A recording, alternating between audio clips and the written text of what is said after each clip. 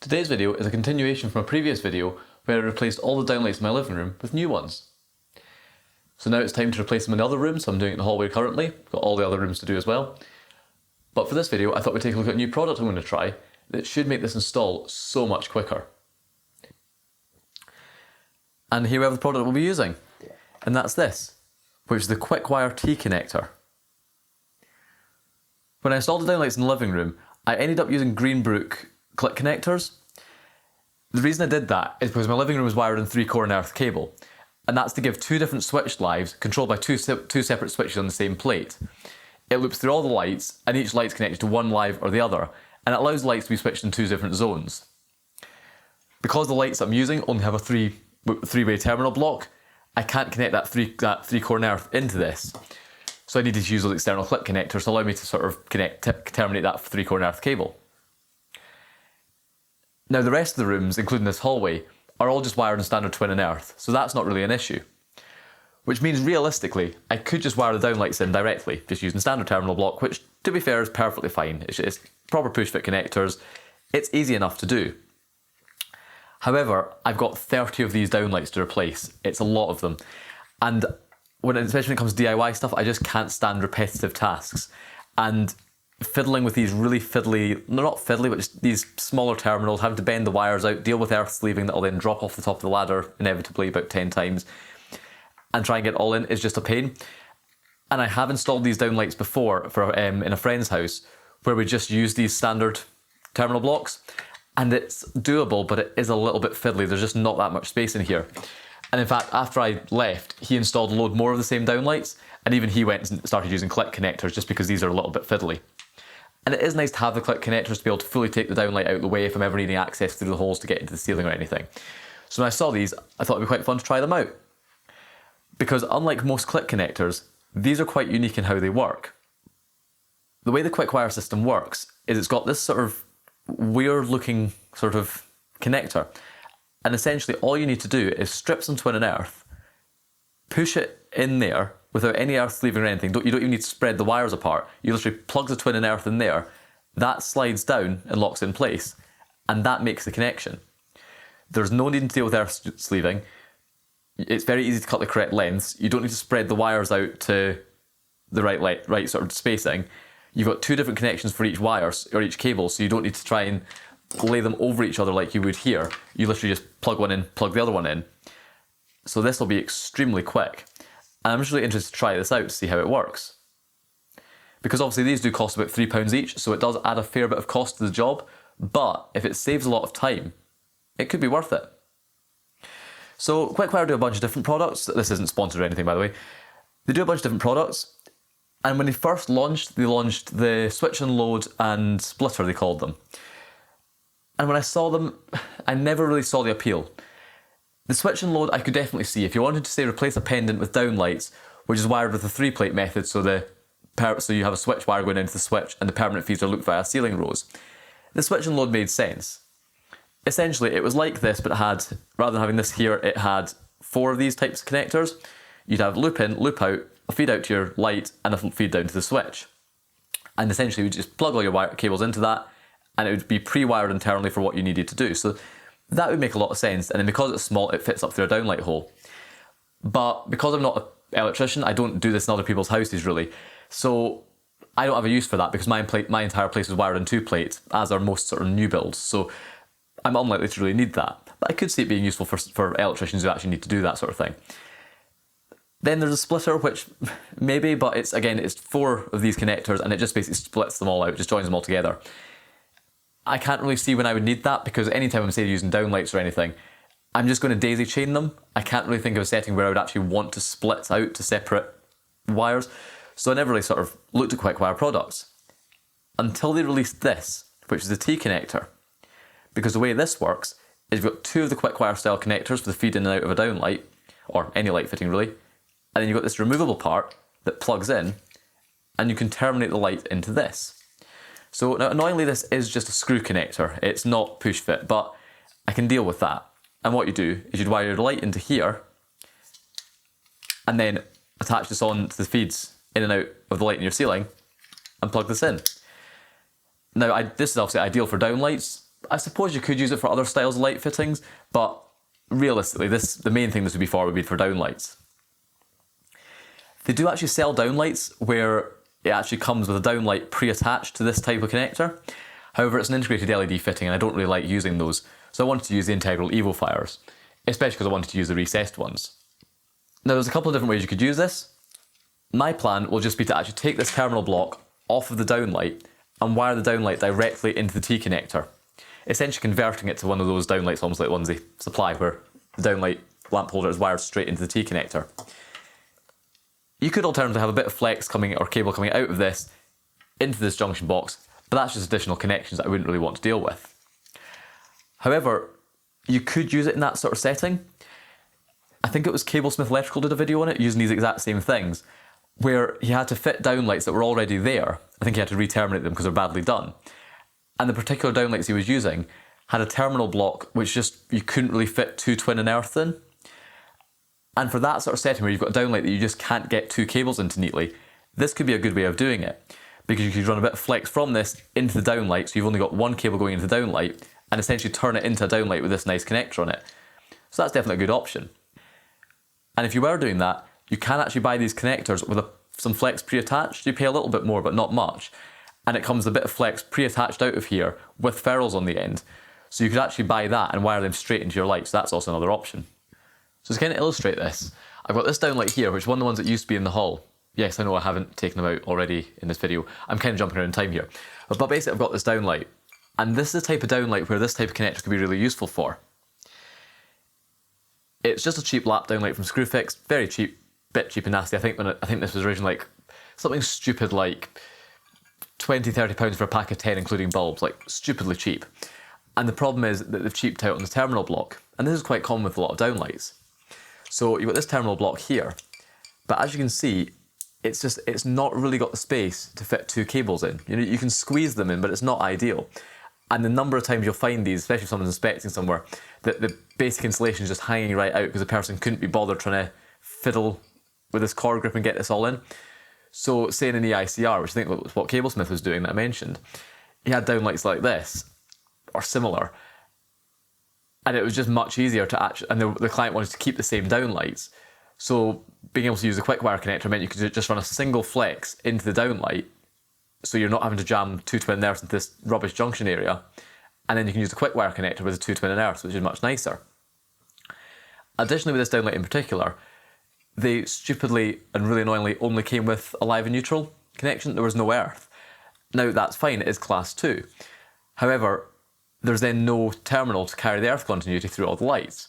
So for most installers, what they'll do, or half the dodgy installers you get at least, they'll just cut the earths off and then you don't have earth in the cable, which you're not meant to have. You're meant to carry that continuity through.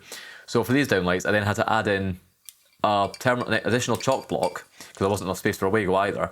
So I had to squeeze an additional chalk block in here to connect the earths together. And it's just a bit rubbish having to do that. There's some downlights that are even worse than this, where there isn't even space to squeeze an additional terminal in. You've literally got enough space for the live and neutral and that's it. So on those downlights, you again wouldn't be able to carry the earth continuity without like bending the earth back and putting a Wago on the outside.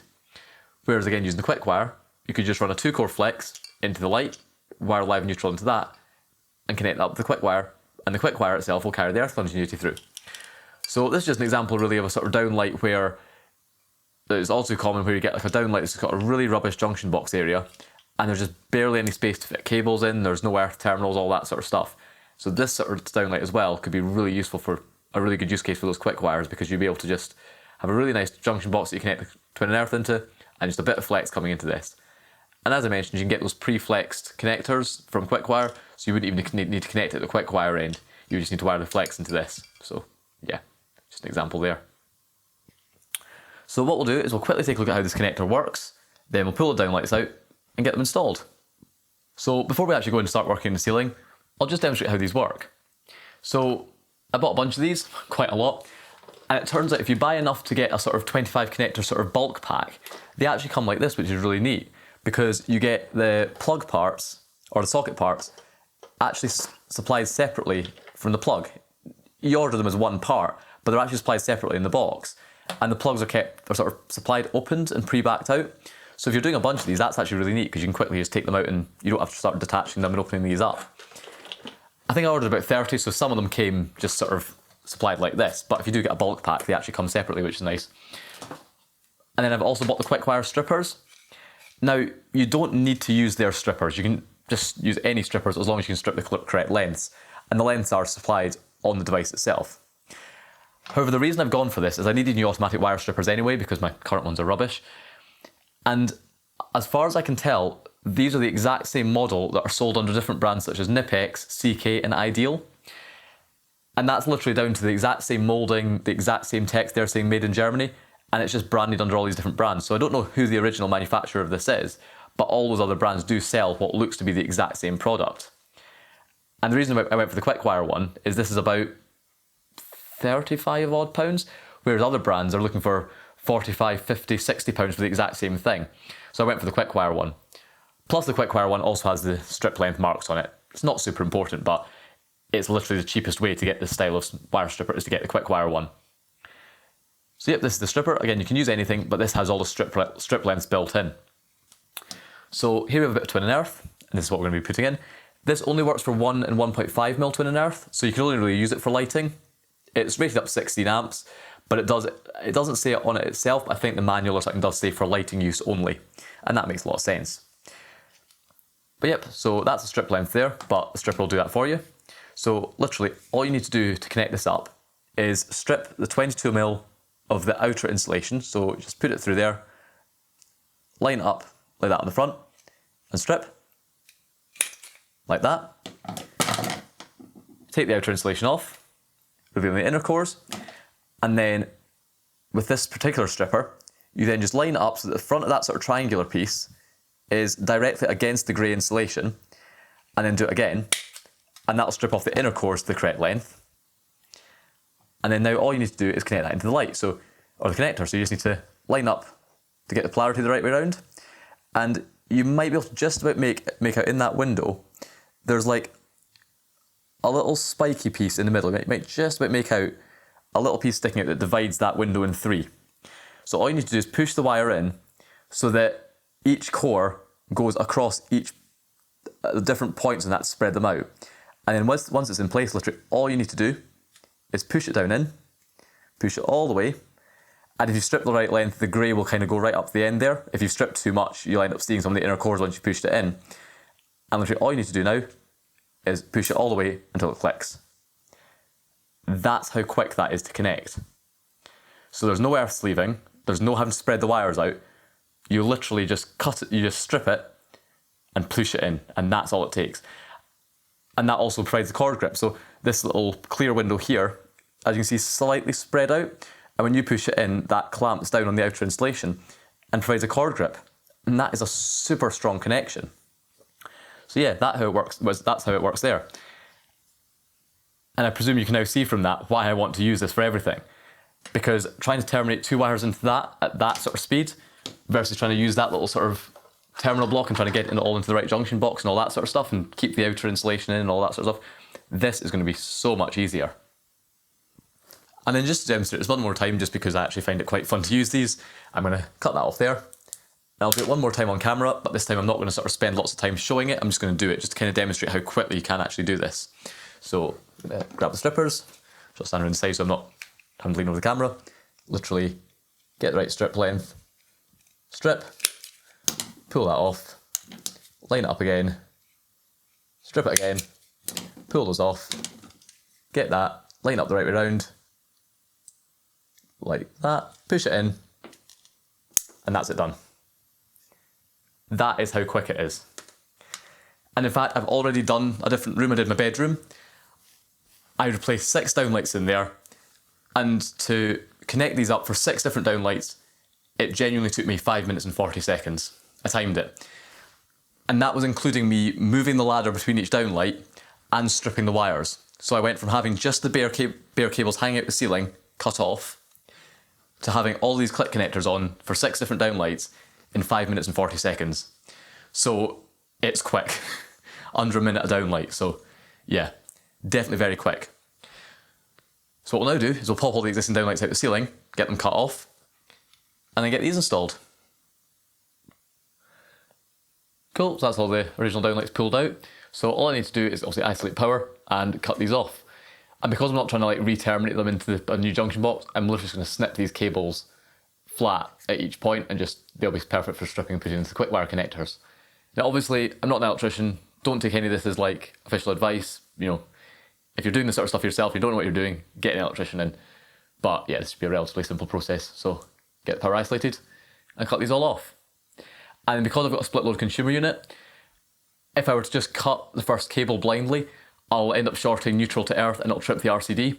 So what I'll always end up doing is I'll disconnect the neutral at the switch, and at least by doing that I can get the neutral disconnected up to the light, and that way I can cut the cable and not worry about tripping the RCD. That's just a little trick there, because yeah, if you cut through a cable on a split load board, you'll trip your RCD. So yeah, I'm going to disconnect neutral as well. Okay, so I've now cut all the downlights off, and as I mentioned, if you look down at the switch, I've got the neutral disconnected just so it's not going to trip the RCD when I cut those cables. So I'll reconnect that once I'm done. But yep, that's all the downlights now cut off and the cables hanging out the ceiling. Now the only thing we'll need to do is we'll need to expand these holes. These holes are just too small for the new downlights, and they do fit, you can kind of force them in, but one thing I would always say is you never want to put a downlight into a hole that's too small for it, because you'll get it in absolutely fine, but then when you try and take it out again, it'll get stuck and the springs won't be able to bend properly, and you'll end up absolutely destroying the plasterboard trying to get the downlight out. In fact, I was stupid enough to try putting one in just to see without thinking, and then it was an absolute nightmare to get it out without damaging the plasterboard. So yeah, I would always use a downlight, the hole that's the correct size. Don't try and squeeze it into one that's too small, because I've definitely been guilty of that before and had issues. So yep, I'll need to expand these holes, and that's actually relatively easy to do. All you need to do is find a hole saw that's the size of the original hole, which this one is here, and then you basically put it inside the hole saw of the correct size. So rather than using the pilot bit to guide the hole saw, instead this inner hole saw will guide the hole saw through the original hole, and the outer hole saw will make it bigger. So that's all you need to do there. And obviously I'll be putting this inside this dade here, which is a dust and debris eliminator. I'll put a link in the description, and this just catches all the dust, so this makes this a much more painless job. So yep, all I need to do is get all these cables pushed back up into the ceiling, make sure there's no other cables near them. For example, there's a big bundle here, I'll need to try and get out of the way, don't want to cut through those, and then expand all these holes. So there we go, probably doesn't look any different, but that's holes now enlarged. That's dead easy to do with that hole saw trick. So all I need to do is strip all these and put the Quickwire connectors on. Now I'm not going to film that just because it'll be a bit of a pain, the lighting here is absolutely dreadful at the moment, but what I will do is I'll time myself again, and just for a laugh I'll compare it to the bedroom time and see if I'm quicker per light now or if I was quicker in the bedroom. But yeah, time to get all these connected up, and we'll see how long it takes. And there we go, that's all the Quickwire connectors on. So as I mentioned before, these are extremely quick to put on. I did time myself because I'm that sad, and to do it in here it took me 3 minutes and 33 seconds to go from the bare wires to all of these on. And that did beat my bedroom record, because the bedroom record worked out 56 seconds of light. This worked out at 42 seconds per light. So yeah, that is a lot quicker than trying to wire something into that sort of connector block there inside this little fiddly junction box they come with. So yeah, that is a lot quicker. So now the next thing I want to do is get lights connected. Now of course you're probably looking at this thinking, well yeah, you've connected that, but you still need to take this cable out of this terminal block and put that into there, and that'll take more time. And it will. But I think first of all this will still take less time than it would be to try and fiddle all the wires into this connector. Plus the other benefit is that connecting this light into this plug, I can do sitting down comfortably and just do it while I'm watching TV or something. I don't need to be standing up a ladder. And that's what I'd rather do. I'd rather minimise my time standing up a ladder in the dark trying to do all this. Because something like this, doing something like this is almost therapeutic, just sitting going through downlights and connect them onto these connectors. So time to go away, connect up the downlights like this, then we can plug them in. Okay, so I'm now just going through, taking all the downlights, removing the original terminal block and connecting on the Quickwire ones. So these are pretty easy to remove. All you need to do is just put something into that hole there. I found a bit of wire tends to work, push down, and that'll release the wire from the back. So with that removed from all the downlights, each downlight now just has the earth, which isn't actually required, but it's there anyway, and the 2 cores going off the lamp holder.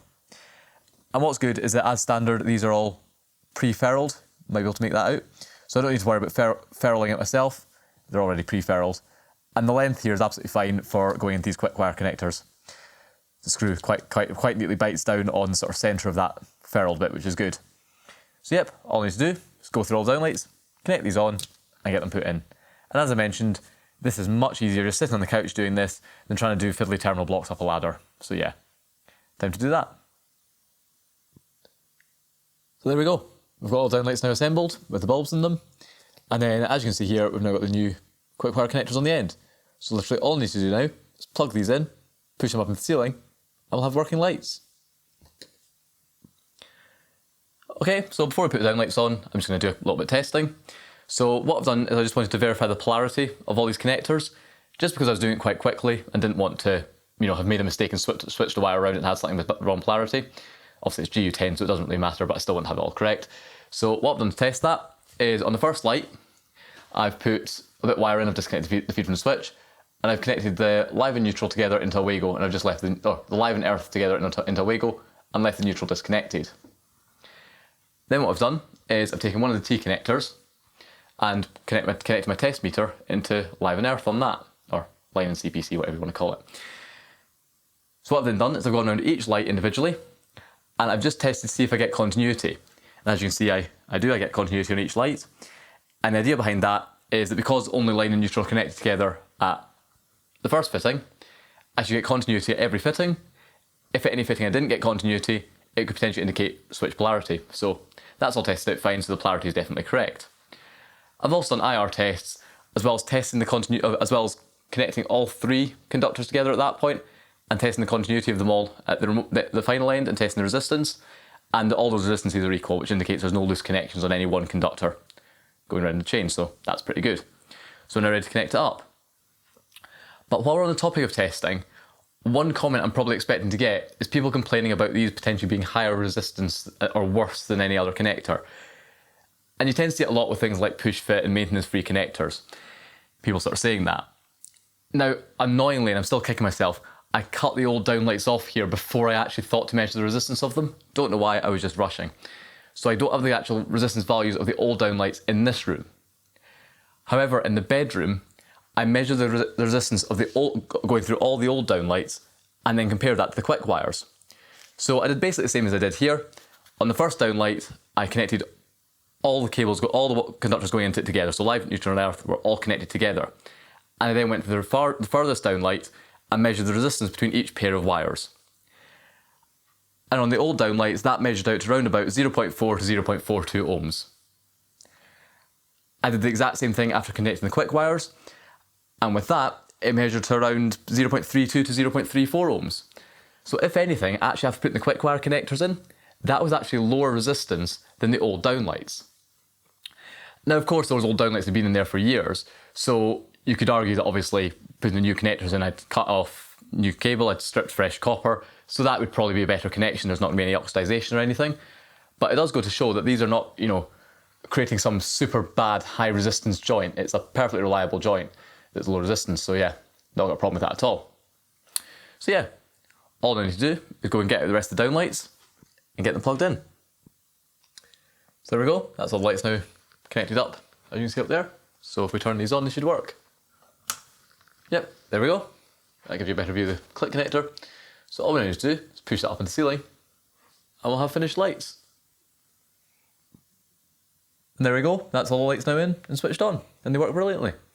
So yeah, that was a video just showing off replacing these downlights, but more so showing those Quickwire connectors. And while yes, they do add a bit of extra cost, they have been so worth it.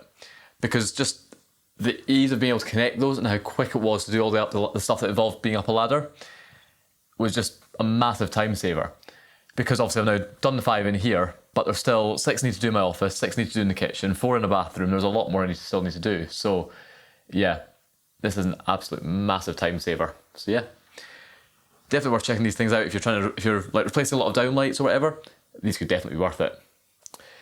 So yeah, thank you very much for watching.